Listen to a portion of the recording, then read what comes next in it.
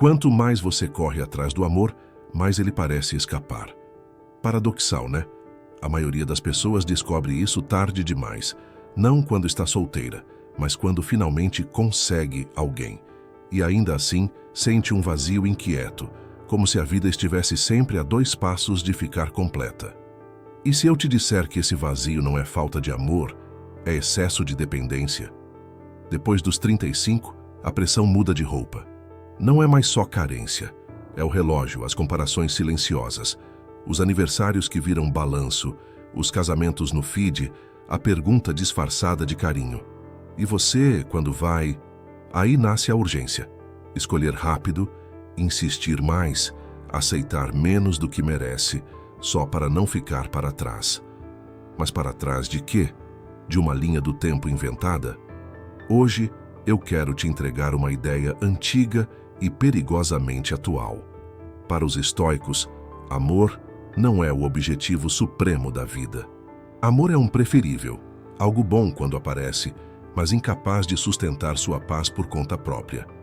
E quando você transforma amor em salvação, você não procura uma pessoa, você procura anestesia. Já percebeu como a ansiedade diminui quando alguém te valida e volta com força quando o celular fica mudo? Quem está no controle nessa história? Você ou o sinal? Antes de continuar, faz um teste rápido. Se essa conversa te cutucar por dentro, deixa um like, se inscreve e comenta: "Eu não corro mais". Isso me mostra que você quer a parte 2 e te mantém no caminho, porque o algoritmo e a disciplina gostam de sinais. Agora pensa comigo. O que realmente significa correr atrás do amor? Não é só usar aplicativo ou sair mais. É colocar sua autoestima em leilão, é tratar a própria vida como sala de espera, como se tudo o que você é, suas conquistas, seus hobbies, sua saúde, seus amigos, fosse provisório até alguém chegar. E aí, sem perceber, você começa a negociar o que não deveria. Limites, respeito, silêncio confortável, tempo para si. Você vira um gerente de danos emocionais. Os estoicos observavam isso em Roma sem Instagram, sem WhatsApp, sem stories. Senadores, generais, amantes, casamentos políticos. A mesma fome de controle, o mesmo medo de perder. E é aqui que começa a virada. Se você não domina o seu desejo, qualquer pessoa pode virar sua coleira. Então me responde honestamente: você quer amor? Ou quer que alguém finalmente te prove que você é suficiente? Para entender por que os estoicos falavam de amor com tanta calma e por que isso serve para quem tem mais de 35, a gente precisa olhar para 3 vidas reais, nada teóricas, nada zen de internet. Porque a verdade é que a filosofia deles não nasceu em sala de aula. Nasceu em perda, humilhação, poder, doença e principalmente em gente tentando não ser destruída pelas próprias emoções. Sêneca, por exemplo, não foi um monge isolado. Ele foi um homem de influência, conselheiro do imperador Nero, cercado por risco político e traições. Viveu o auge do prestígio e a queda do exílio. Ele viu o que a paixão desgovernada faz com uma pessoa. E não só paixão romântica, paixão por aprovação, por status, por pertencer. Quando ele alerta que certos desejos nos deixam inquietos e sempre famintos, ele está descrevendo aquela sensação moderna de precisar de alguém para respirar em paz. Você já sentiu isso? Aquela ansiedade que só some quando a mensagem chega? Agora imagina Epicteto. Ele nasceu escravizado. Não tinha controle sobre o próprio corpo, sobre o tempo, sobre o destino. E mesmo assim se tornou o filósofo que mais insistiu numa ideia simples e brutal. Existem coisas que dependem de você e coisas que nunca vão depender. Amar alguém está no segundo grupo. Você pode ser digno, presente, honesto, consistente, mas não pode forçar reciprocidade. E quando você tenta, você não chama isso de controle. Você chama de esforço, insistência, prova de amor. Só que no fundo é medo. Medo de ser descartado. Medo de não ser escolhido. Medo de recomeçar. E então vem Marco Aurélio, talvez o exemplo mais desconfortável para a nossa época. Um imperador, dono do mundo conhecido, com exércitos, riquezas e autoridade. E ainda assim, escrevendo para si mesmo como alguém que luta contra a própria mente. Ele lembra, o tempo todo, que a felicidade não pode ficar pendurada no humor do dia, na opinião alheia, no que os outros oferecem ou negam. Se nem o homem mais poderoso da época conseguia comprar paz interior, por que a gente acha que vai comprar essa paz com um relacionamento? Percebe o padrão? Um homem com poder, um homem sem liberdade, um homem com tudo e ainda inquieto. 3 cenários diferentes, a mesma descoberta. Quando você entrega sua serenidade para algo externo, você vira refém.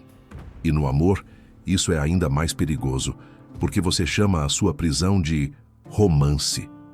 Depois dos 35, esse risco aumenta, porque você já acumulou história. Já sabe o peso de uma promessa vazia, já conhece o custo de se abandonar para manter alguém. E é por isso que essa pergunta vale ouro. Quando você diz, eu só quero amar e ser amado, você está falando de afeto ou de alívio. Se amor é tão bom, por que tanta gente só sente paz quando está sendo escolhida? O que exatamente você está tentando curar com o amor? Existe um jeito simples de descobrir se você está buscando amor ou buscando uma muleta emocional. Observe o seu corpo quando a resposta demora. Não a resposta da vida, não a resposta filosófica. A resposta de uma pessoa. Um oi que não vem, um áudio visualizado, um convite que fica no ar. O peito aperta, a mente cria filme, o estômago vira nó. E de repente, sem perceber, você está trabalhando para recuperar um estado interno que não deveria depender do comportamento de ninguém. É aqui que a ideia mais famosa do estoicismo deixa de ser frase bonita e vira ferramenta de sobrevivência. A dicotomia do controle. O que está sob seu controle? Seu caráter, suas escolhas, suas atitudes, sua disciplina, seus limites. E o que não está? O desejo do outro, o passado do outro, a maturidade do outro, a capacidade do outro de te tratar com respeito. Você pode inspirar, não pode obrigar. O problema é que a cultura moderna vende o contrário. Se você fizer o suficiente, alguém vai te amar do jeito que você precisa. Então você tenta ser mais interessante, mais disponível, mais compreensivo, mais engraçado, mais indispensável. Você vira um projeto ambulante, e o amor, que deveria ser encontro, vira prova. Você já percebeu como tem gente que não quer uma relação, quer um veredito? Um carimbo. Aprovado. Um sinal de que agora, finalmente, você tem valor. Epicteto diria que isso é colocar o leme da sua vida na mão de outra pessoa. E isso não é romantismo, é risco. Porque quando seu humor depende de uma mensagem, qualquer silêncio vira punição. Quando sua autoestima depende de ser escolhido, qualquer dúvida vira humilhação. E então você começa a negociar o inegociável. Tolera migalhas, interpreta desculpas, chama ausência de fase, chama desrespeito de jeito, só para não encarar a dor de voltar ao início. E sabe o que torna isso ainda mais perigoso depois dos 35? A pressa. Você começa a pensar em tempo como inimigo. Não posso errar. Não posso perder anos. Não dá para recomeçar. Aí você acelera o vínculo, tenta garantir a pessoa, quer exclusividade cedo demais, faz promessas para comprar segurança. Só que segurança comprada vira dívida. E dívida emocional cobra juros. Olha como isso aparece em coisas pequenas. Você posta algo esperando reação específica. Você manda mensagem e fica monitorando. Você muda o tom para não assustar. Você finge desinteresse para parecer mais valioso. Você faz joguinhos porque tem medo de falar a verdade. No fundo, você não está vivendo uma relação, está gerenciando uma ansiedade. O estoico não foge do amor. Ele foge do delírio de que amor é controle. Ele entende que a única posse real é a própria conduta. E aqui entra uma pergunta que muita gente evita porque dói. Se a pessoa que você quer te tratasse exatamente como você se trata, com a mesma paciência, o mesmo respeito, a mesma prioridade, você se sentiria amado? Quando você chama de amor algo que te rouba a paz, isso é amor ou é abstinência de validação? Existe uma palavra estoica que parece fria à primeira vista, mas quando você entende, ela te devolve o fôlego. Eles chamavam certas coisas de indiferentes, não porque fossem inúteis, mas porque não eram o centro moral da vida. Saúde, dinheiro, reputação, conforto, prazer, até a própria companhia de alguém. São coisas boas, desejáveis, preferíveis, mas não são a base da sua dignidade. E aqui está o choque. Para os estoicos, amor entra nessa lista. Pensa no que isso muda. Se amor é preferível, ele pode enriquecer sua vida, sem virar a medida do seu valor. Você não precisa demonizar relacionamentos. Não precisa virar pedra. Não precisa fingir que não sente. Você só para de tratar amor como tribunal. Porque quando você transforma um relacionamento em sentença, você passa a viver para ser absolvido. Me escolhe, me valida, me prova que eu sou suficiente. E aí o amor deixa de ser encontro e vira religião, com rituais, sacrifícios e medo constante de expulsão. Na prática, esse idolatrar do amor acontece quando você começa a pensar assim: se eu tiver alguém, eu finalmente vou me sentir em paz. Essa frase parece inocente, mas ela carrega uma armadilha. Paz não é algo que o outro te dá. Paz é algo que você treina. E quem terceiriza a paz, terceiriza o próprio destino. Já reparou como muita gente diz que quer amor, mas na verdade quer apagar um vazio que nem sabe nomear? E se o vazio não for falta de pessoa, mas falta de estrutura interna?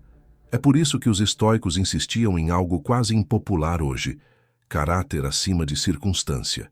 A pessoa pode ir embora, o desejo pode mudar, o encanto pode passar, o corpo envelhece, o mundo vira. Se a sua identidade está pendurada numa coisa que muda, você vive em ameaça. E ameaça constante vira ansiedade. E ansiedade constante vira pressa. E aqui entra um ponto que pega forte em quem está acima dos 35. Você já viu preferíveis virarem tragédia. Gente que tinha tudo e perdeu. Gente que parecia amada e foi trocada. Gente que viveu anos numa relação e, de repente, teve que reaprender a existir. Então, por que ainda existe essa voz interna dizendo que sem alguém você está incompleto? De onde você tirou essa regra? Quem te ensinou que solitude é fracasso? Os estoicos diriam: busque o que não pode ser tirado de você. Disciplina, autocontrole, lucidez, coragem, justiça, temperança. Isso ninguém arranca. E quando isso vira o seu chão, o amor muda de lugar. Ele sai do trono e volta para o que deveria ser: uma companhia boa, uma troca verdadeira, uma construção. Não um remédio para a sua insegurança. Agora me diz, se amanhã o amor sumisse da sua vida por um tempo, o que sobraria de você?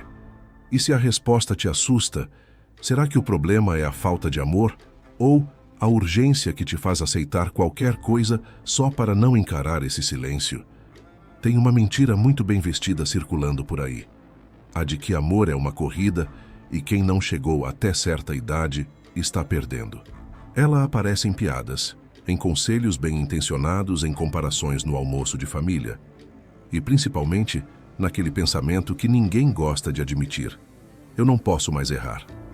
Depois dos 35, a pressa fica sofisticada. Ela se chama planejamento, se chama ser prático, se chama não quero perder tempo. Mas por baixo ainda é medo. E medo, quando encosta no amor, cria um tipo específico de cegueira, a cegueira do investimento. Você coloca energia demais, cedo demais, e depois não consegue recuar sem sentir que está desperdiçando algo. É assim que gente inteligente fica presa em relação ruim. Não porque é boba, porque apostou alto. E quando apostamos alto, o ego faz de tudo para não admitir que escolheu errado. Olha como isso funciona no mundo atual. Você conhece alguém e, em poucas semanas, já quer sinais de garantia. Quer rótulo, quer frequência, quer prioridade, quer prova. Não por maldade, por ansiedade. A mente está tentando comprar segurança com velocidade. Só que o amor verdadeiro não nasce na velocidade. Ele nasce na consistência. E consistência só aparece com tempo, Você pode acelerar um contrato, mas não acelera caráter. A cultura dos aplicativos piora isso, porque transforma pessoas em catálogos. Você começa a otimizar relacionamento como se estivesse escolhendo o produto. Esse tem isso, aquele tem aquilo, esse responde rápido, esse some, esse é bonito, mas não quer nada sério. E o coração entra num modo de mercado. Comparação infinita, medo de perder oportunidade e a sensação de que sempre pode existir alguém melhor a 2 swipes de distância. Já percebeu o que isso faz com a nossa tolerância ao desconforto? A menor frustração vira motivo para abandonar. Ou no extremo oposto, o medo de ficar sozinho vira motivo para se agarrar. E aí surge um paradoxo cruel.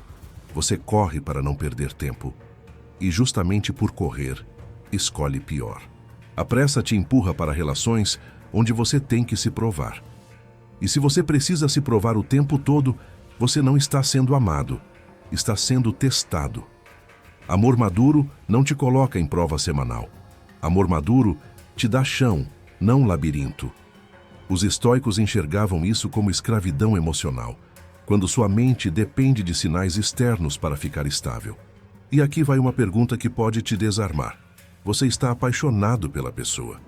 Ou pela sensação de finalmente estar em uma história? Porque muita gente não quer um parceiro, quer um enredo, quer a promessa de que agora vai. Quer o símbolo social. Pronto, agora eu estou dentro. Só que símbolos não aquecem de madrugada. Compatibilidade aquece, respeito aquece, paz aquece. Sêneca criticava a mente espalhada, sempre correndo atrás do próximo estímulo, do próximo alívio. E hoje isso tem nome moderno, ansiedade disfarçada de busca. A pessoa diz, eu só estou tentando encontrar alguém, mas a forma como ela procura revela outra coisa. Ela está tentando escapar de si mesma. Então deixa eu te perguntar sem suavizar. Quando você diz não quero perder tempo, você está protegendo seu futuro, ou fugindo do silêncio que aparece quando ninguém está te escolhendo. E se você parasse de correr por uma semana inteira, o que você ouviria dentro de você? Existe um ponto em que eu te amo vira eu me trair, e quase ninguém percebe quando cruza essa linha, porque ela não faz barulho. Ela acontece em pequenas concessões acumuladas. Você cala uma opinião para evitar conflito, aceita um desrespeito pequeno para não parecer exigente, abre mão de uma rotina que te fazia bem para caber no ritmo do outro, tolera sumiços porque, pelo menos ele volta, aceita migalhas e chama de fase. E quando vê, você não está numa relação, está numa negociação constante com o seu próprio valor. Os estoicos chamariam isso de perda do centro. Para eles, o centro é a sua conduta, o seu caráter, aquilo que você controla. E amor só é saudável quando não exige que você abandone esse centro. Porque se para ser amado você precisa diminuir, você não está sendo amado. Está sendo usado como conforto, como distração, como benefício. A grande confusão moderna é acreditar que apego é prova de amor, que sofrer é intensidade, que ciúme é cuidado, que ansiedade é paixão. Mas quando você amadurece, e isso costuma ficar mais claro depois dos 35, você começa a entender que amor não é uma montanha-russa. Amor maduro é previsibilidade emocional, é saber onde pisa, é liberdade de ser você sem medo de punição. E aqui entra uma distinção que muda tudo. Apego não é compromisso. Apego é medo de perder. Compromisso é escolha de construir. Apego te deixa reativo. Qualquer demora vira ameaça. Qualquer silêncio vira ataque. Qualquer crítica vira abandono iminente. Compromisso te deixa responsável. Você conversa, ajusta, observa, decide com calma. Apego pede controle. Compromisso pede clareza. Marco Aurélio tinha um jeito brutalmente simples de lembrar disso. Não deixe sua mente ser arrastada. Em relacionamento, isso significa não permitir que o humor do outro vire o clima da sua vida. Você já viveu isso? A pessoa acorda fria e seu dia inteiro encolhe. Ela some e você perde a fome. Ela elogia e você respira. Ela critica e você desaba. Isso não é amor, é dependência emocional. Então, como amar sem se abandonar? Começa por uma regra que parece simples, mas é raríssima. Paz é critério. Não paz como ausência de problemas, paz como presença de respeito. Você não precisa de perfeição, precisa de dignidade. E dignidade se mede em coisas concretas. Consistência, honestidade, responsabilidade afetiva, reciprocidade. Não é sobre alguém ser legal, é sobre alguém ser seguro. Sêneca alertava que o desejo desesperado cria angústia. E essa angústia faz a gente aceitar condições que, em outro estado mental, seriam impensáveis. Por isso, o estoico treina a própria postura antes de escolher alguém. Ele não se pergunta apenas, eu gosto. Ele se pergunta, isso me torna melhor ou me desorganiza? Isso amplia minha vida ou encolhe minha alma? Eu me respeito mais perto dessa pessoa ou eu me justifico mais? Agora, uma pergunta que pode te deixar desconfortável, e por isso é valiosa. Você está pedindo amor ou está pedindo permissão para não se sentir sozinho? Porque se for a segunda opção, você vai se ajustar a qualquer coisa. E se o verdadeiro sinal de maturidade não for encontrar alguém logo, mas ser capaz de ir embora de qualquer coisa que te custe a sua paz? Existe uma diferença enorme entre estar sozinho e sentir-se abandonado. O primeiro é um fato. O segundo é uma interpretação. Que a maior parte do sofrimento amoroso não vem da ausência de alguém. Vem da história que você conta para si mesmo quando ninguém está ali para te escolher. Estou ficando para trás. Algo em mim está errado. Se eu fosse mais interessante, mais bonito, mais fácil, eu já teria. Quem colocou essas frases na sua cabeça? E por que você as trata como sentença? Os estoicos viam a solitude como um campo de treino, não para virar pedra, mas para não virar refém.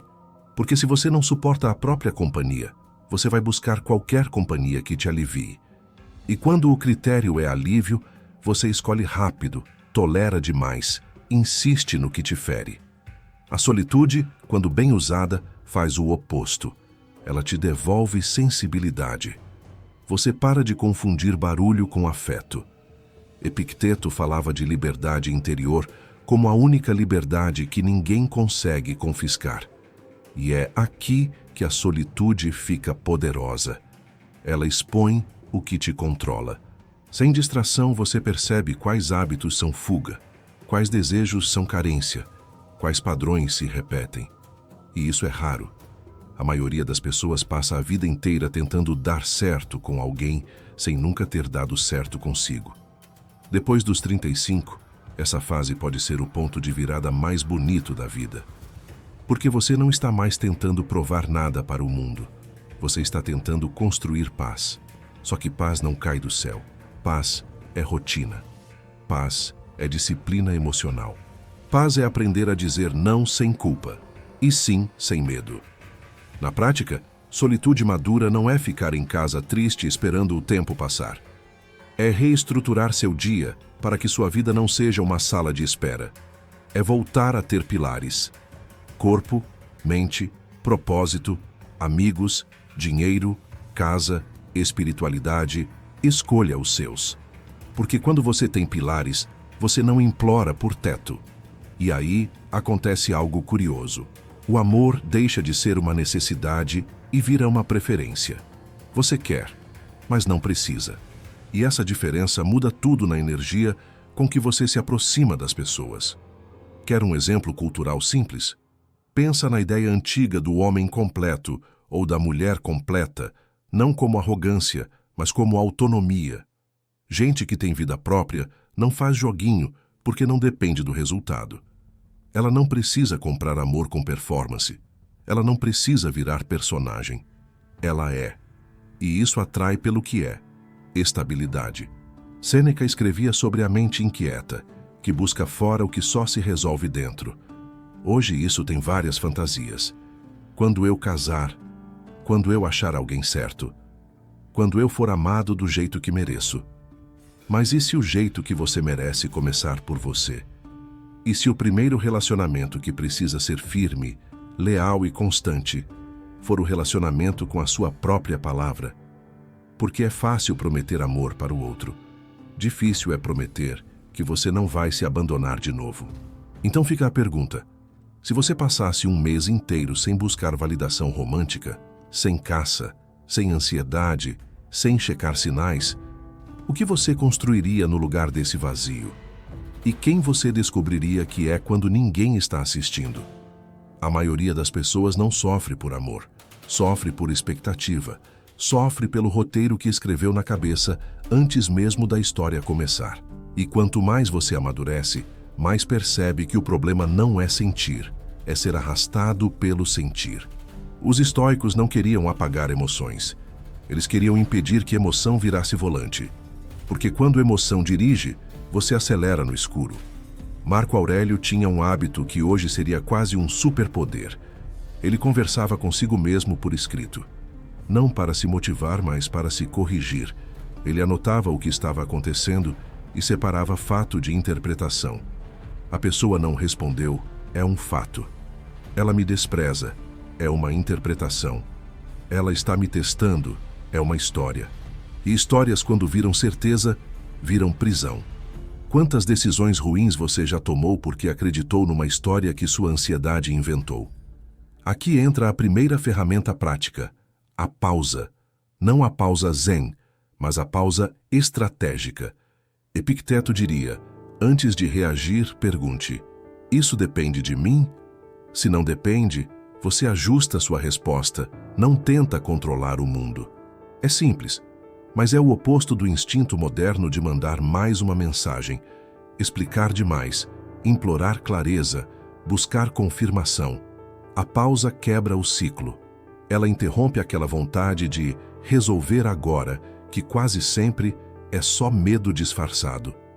A segunda ferramenta é um exercício antigo chamado premeditatio malorum, imaginar perdas possíveis. Não para virar pessimista, mas para treinar desapego. Parece pesado, mas funciona como vacina. Você lembra que tudo é transitório, então para de tratar cada relação como última chance. Você já notou como a sensação de última chance faz a gente se humilhar? Faz a gente engolir o que não deveria? Faz a gente aceitar o mínimo como se fosse milagre? Quando você entende a transitoriedade, você ama com mais presença e menos desespero. A terceira ferramenta é o critério da consistência. O mundo romântico adora intensidade, declarações, promessas, química. Os estoicos olhariam isso com cautela, porque intensidade pode ser só impulso. Consistência é mais difícil de falsificar. Quem é consistente aparece, assume, cumpre, repara quando erra, não te deixa em névoa. E névoa é um sinal importante. Onde falta clareza, geralmente sobra manipulação ou imaturidade. E você já passou da idade de educar adulto emocionalmente, não passou? Agora, uma aplicação moderna que vale ouro. Não explique demais. Explicação demais costuma ser pedido de permissão. Quando você está seguro, você comunica curto e claro. Você não precisa convencer o outro do seu valor. Você observa: há reciprocidade, há respeito, há presença. E se não há, você não negocia com a ausência. Você recua com dignidade. Isso é estoicismo na prática. Não é frieza, é autorrespeito. E aqui vai uma imagem útil. Relacionamento saudável não é caça, é encontro. Se você precisa perseguir, já começou errado. Se você precisa competir com o desinteresse, você já está pagando caro. Se você precisa adivinhar o lugar que ocupa, isso não é romance, é insegurança fabricada. Então me diz, quantas vezes você chamou de amor aquilo que te deixou confuso, ansioso e pequeno? E se a partir de agora, o seu novo filtro não for química, mas paz e consistência, o que isso mudaria nas pessoas que você permite chegar perto? Em algum momento, quase todo mundo acima dos 35 descobre uma verdade silenciosa. Romance não sustenta rotina. Quem sustenta rotina é caráter. E isso não é cinismo, é maturidade. A fase da vida em que você achava que amor era intensidade vai dando lugar a outra pergunta, muito mais séria. Essa pessoa melhora a minha vida quando o dia está difícil? Ou só funciona quando tudo está leve? Amor maduro é mais parecido com fogo de lareira do que com fogos de artifício. Não é sempre barulhento, mas é constante. Não impressiona a plateia, mas aquece por dentro. E talvez por isso ele seja menos glamuroso no Instagram e mais raro na realidade. Porque ele exige duas coisas que pouca gente treina: estabilidade emocional e responsabilidade afetiva. Depois dos 35 vem bagagem. Às vezes é divórcio, às vezes é um relacionamento longo que terminou. Às vezes é filho, família, contas, cansaço, trauma, medo de confiar. O estoicismo entra aqui como uma lente. Você não finge que isso não existe. Você decide o que fazer com isso. Você carrega a história, mas não vira escravo dela. Você aprende a amar sem usar o outro como psicólogo e a escolher sem usar o passado como algema. E é aqui que a palavra compatibilidade fica mais importante que paixão. Compatibilidade é valor, ritmo, visão de vida, forma de discutir, forma de reparar, forma de pedir desculpas. Você pode ter química com muita gente, mas paz com poucas. E paz é um critério adulto. Paz significa que você não precisa se encolher, não precisa andar em ovos, não precisa provar seu valor toda semana. Paz significa que a relação não compete com a sua saúde mental. O problema é que muita gente confunde paz com tédio, porque ficou viciada em instabilidade. A pessoa some, volta, puxa, solta, e isso cria um ciclo de dopamina. Quando aparece alguém consistente, parece sem graça. Só que sem graça muitas vezes é só sem ansiedade. Você já pensou que talvez você não esteja com saudade de alguém, mas com saudade da sensação de ser perseguido pelo próprio coração? Os estoicos diriam: cuidado com aquilo que te tira do eixo. Se a relação te transforma numa versão menor de você, o preço está alto. E aqui entra a regra de ouro para 35+. Não negocie respeito por companhia. Companhia pode preencher uma noite. Respeito sustenta uma vida. E como isso se traduz em escolha prática? Você para de perguntar: essa pessoa me quer? E começa a perguntar: essa pessoa é segura? Segura não é perfeita. Segura é honesta. Segura conversa sem punir. Segura não te deixa em neblina. Segura assume responsabilidade quando erra. Segura não usa silêncio como arma. Segura não brinca com sua ansiedade. Porque adulto não brinca com o emocional do outro. Agora pensa no inverso. Quantas vezes você aceitou quase porque tinha medo do nada? Quantas vezes você ficou numa relação que te drenava porque recomeçar parecia assustador demais? E se o recomeço não for sinal de fracasso, e sim de coragem? Se você pudesse escolher uma única coisa para medir um relacionamento daqui para frente, não química, não aparência, não promessa, qual seria? Paz, respeito, consistência. E o que aconteceria com a sua vida amorosa se você realmente levasse esse critério a sério? Talvez a maior mentira sobre amor seja esta: quando eu encontrar a pessoa certa, eu vou virar alguém melhor. Os estoicos inverteriam a frase sem dó. Eles diriam: torne-se alguém melhor, e então você terá olhos para reconhecer o que é certo, coragem para recusar o que é errado e paz para não implorar por migalhas. Amor não é o começo da sua vida. Amor é consequência de uma vida alinhada. Repara como tudo volta ao mesmo ponto. Você não controla ser escolhido, mas controla o tipo de vida que você oferece a si mesmo. Você não controla o desejo do outro, mas controla o seu limite. Você não controla o passado, mas controla a forma como aprende com ele. E isso não é pensamento positivo. É soberania. É parar de pedir permissão para existir. Se você levar isso a sério, o mundo muda de textura. Você para de correr atrás de sinal e começa a observar padrão. Você para de se explicar demais e começa a agir com clareza. Você para de chamar ansiedade de paixão e começa a chamar paz de maturidade. E principalmente, você para de buscar alguém para te completar e começa a buscar alguém para caminhar ao lado, sem que você precise se diminuir para caber. Quer um teste estoico que vale mais do que qualquer conselho romântico? Pergunte-se, toda vez que estiver diante de alguém: isso me aproxima da minha melhor versão ou me afasta dela? Isso me dá mais dignidade ou me dá mais dependência? Isso constrói ou isso confunde? Porque confusão constante não é mistério, é aviso. E aqui entra o desafio prático, simples e desconfortável, para a próxima semana. Pare de perseguir. Não é parar de conhecer pessoas. Não é virar inacessível. É parar de mendigar sinais, parar de monitorar, parar de se vender, parar de correr para fechar algo só para aliviar a ansiedade. Use esse espaço para construir pilares: saúde, rotina, trabalho, propósito, amizades, silêncio, autocuidado real. Um dia bem vivido vale mais do que 10 conversas vazias. Os estoicos não chamariam isso de amor próprio como slogan. Chamariam de disciplina, de temperança, de respeito por si, porque quando você se respeita, você não implora por respeito.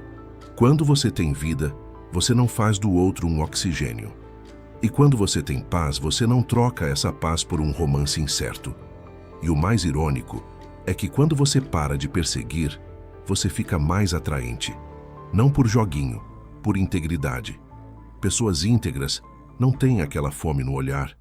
Elas não pedem para serem escolhidas. Elas escolhem também. Agora deixa essa pergunta te acompanhar. Se você parasse de correr atrás do amor por 30 dias e usasse esse tempo para virar alguém mais inteiro, quem você deixaria de aceitar e que tipo de amor finalmente teria espaço para entrar?